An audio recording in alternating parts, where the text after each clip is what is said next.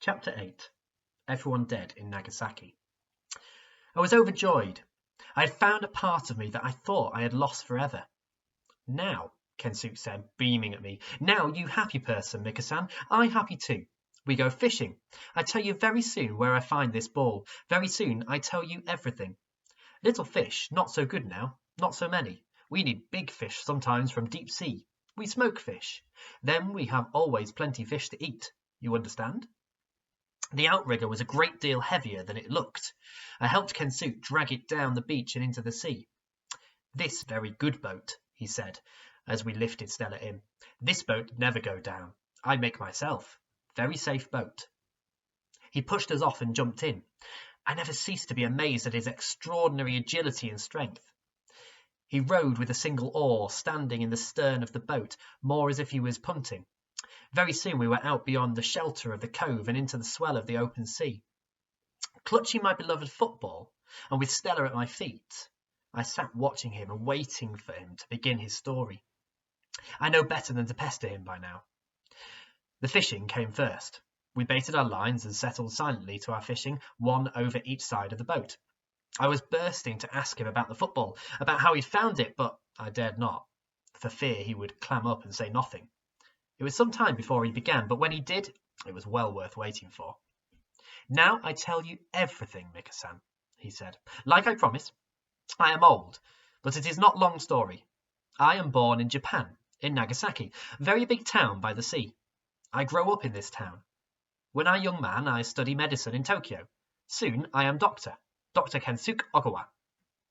I very proud person. I look after many mothers, many babies too. I first person many babies see in the world. Then I go to London. I do studies in London. Guy's Hospital, you know this place? I shook my head. Of course, I learned speak very little English there. Afterwards, I came back to Nagasaki. I have beautiful wife, Kimi. Then I have little son too, Michiya. I very happy person in those days, but soon war comes. All Japanese men are soldiers now. Sailors, maybe. I go to Navy. I doctor on big warship. A fish tugged on his line and took his bait, but not the hook. He went on as he rebaited his hook. This war very long time ago now. I did know something of a war with Japan. I'd seen it on films, but I knew very little about it. He shook his head. Many die in this war. This war very terrible time. Many ships go down. Japanese army win many battles. Japanese Navy win many battles. All Japanese people very happy. Like football, when you win, you happy. When you lose, you sad. I go home often. I see my Kimi and my little Michiya in Nagasaki. He grow fast, already big boy. We all very happy family. But war go on long time. Many Americans come. Many ships, many planes, many bombs. Now war is not so good for Japan. We fight, but we lose. Very bad time. We are in big sea battle. American planes come.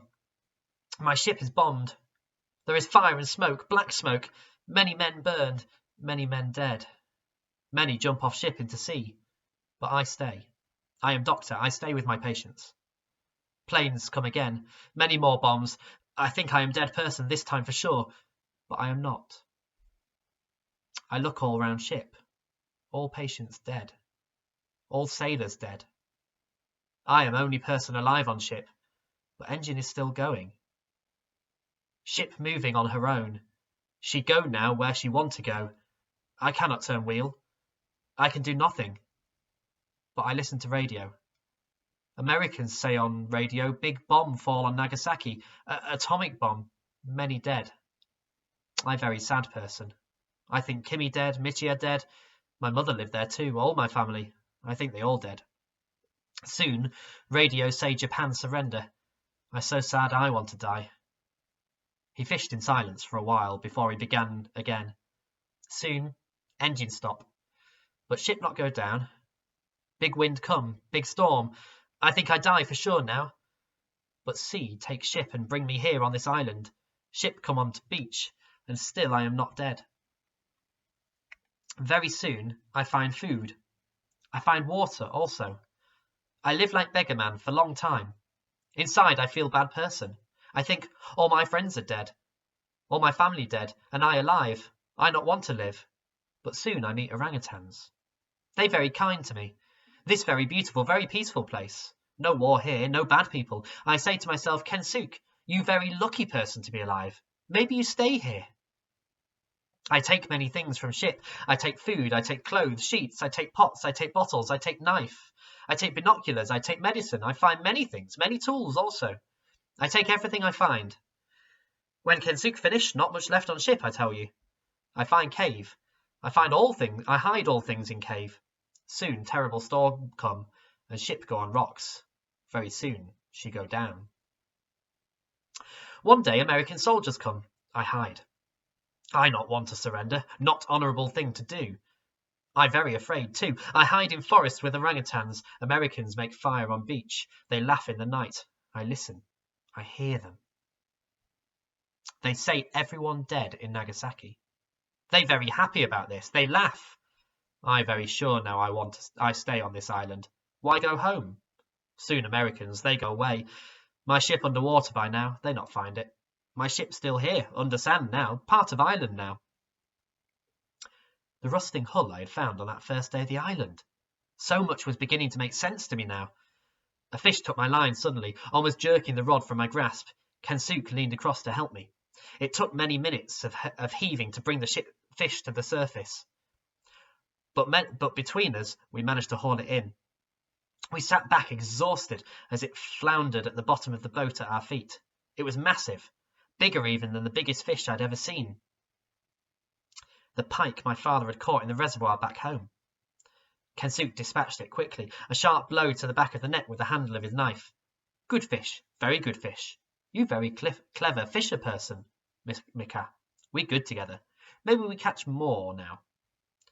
But it was many hours before we caught another, though it did not seem like it.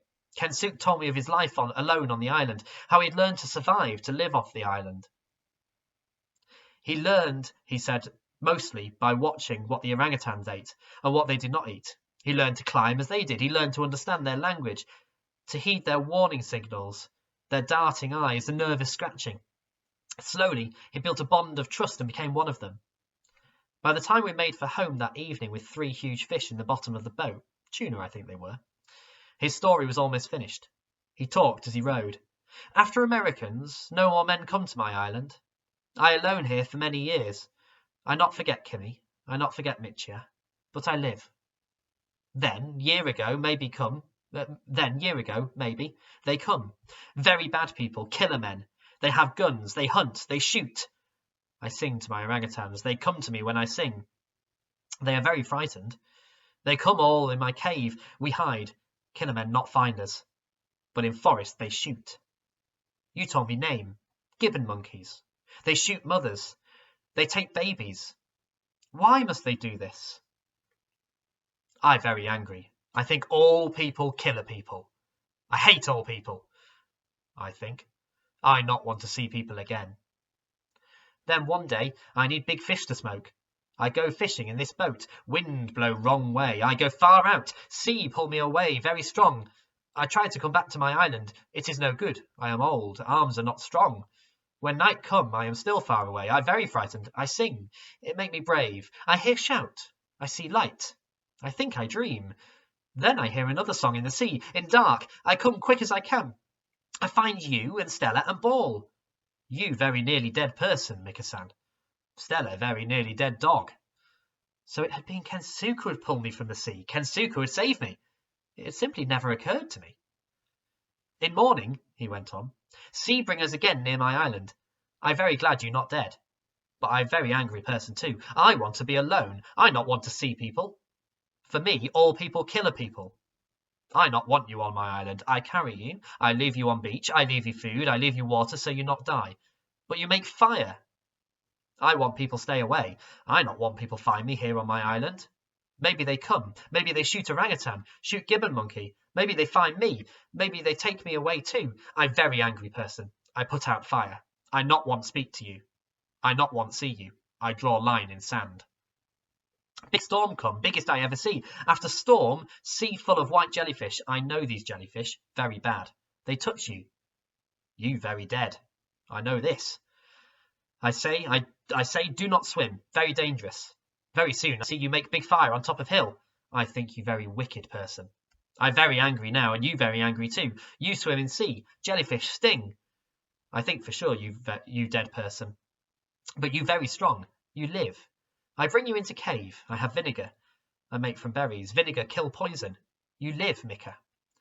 But for long time you very sick boy. You strong again, and we friends now. We very good friends. So that was it, the whole story. He stopped rowing for a while and smiled down at me. You are like son to me now. We happy people. We paint, we fish, we happy. We stay together. You my family now, Mika-san. Yes? Yes, I said. I meant it, and felt it too.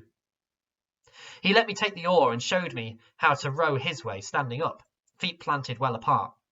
It wasn't as easy as he made it look. Clearly he trusted me to get us back, for he sat back in the bow of the outrigger to rest and fell asleep almost at once, his mouth open, his face sunken. He always looked even older when he slept. As I watched him, I tried to picture his face as it must have been when he first came to the island all those years ago, over 40 years. I owed him so very much. He had saved my life twice, fed me, befriended me. He was right. We were happy.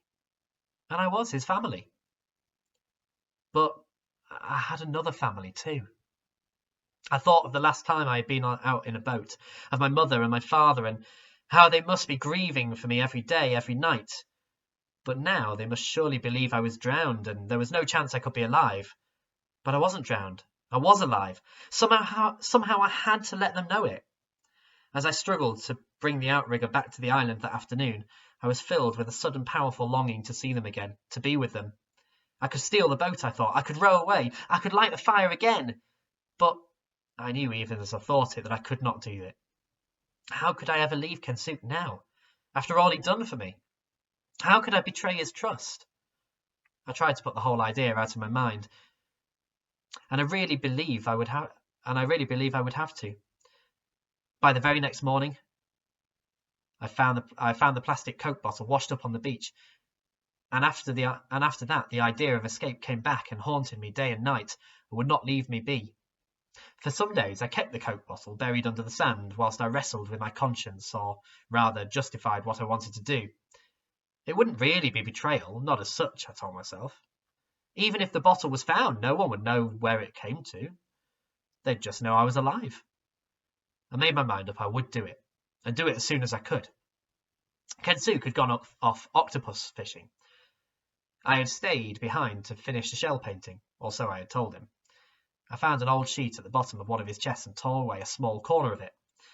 Then I knelt down at the table, stretched it out, and painted my message on in octopus ink. To the Peggy Sue, Fareham, England. Dear Mum and Dad, I am alive. I am well. I live on an island. I do not know where. Come and find me. Love, Michael. I waited until it was dry. Then I rolled it up, dug my Coke bottle out of the island, slipped in my message, and screwed the bottle up tight. I made quite sure Kensuke was still intent on his fishing and set off. I ran the entire length of the island, keeping always to the forest so that there was no chance Kensuke could see where I was going or what I was up to. The gibbons howled their accusations at me all the way, the entire forest cackling and screeching its condemnation. I just hoped Stella would not bark back at them, would not betray where I was. Fortunately, she didn't. At last I reached the rocks under Watch Hill. I leapt from rock to rock until I was standing right at the very end of the island, the waves washing over my feet. I looked around. Stella was the only witness. I hurled the bottle out as far as I could to sea. Then I stood and watched it as it bobbed away. It was on its way. I didn't touch my fish soup that night. Kensuke thought I was ill. I could hardly talk to him. I couldn't look him in the eye. I lay all night in deep torment, racked by my guilt, yet at the same time still hoping against hope that my bottle would be picked up. Kensuke and I were at our painting the next afternoon when Stella came paddling into the cave. She had the Coke bottle in her mouth. She dropped it and looked up at me, panting and pleased with herself. Kensuke laughed and reached down to pick it up. I think he was about to hand it to me when he noticed there was something inside it.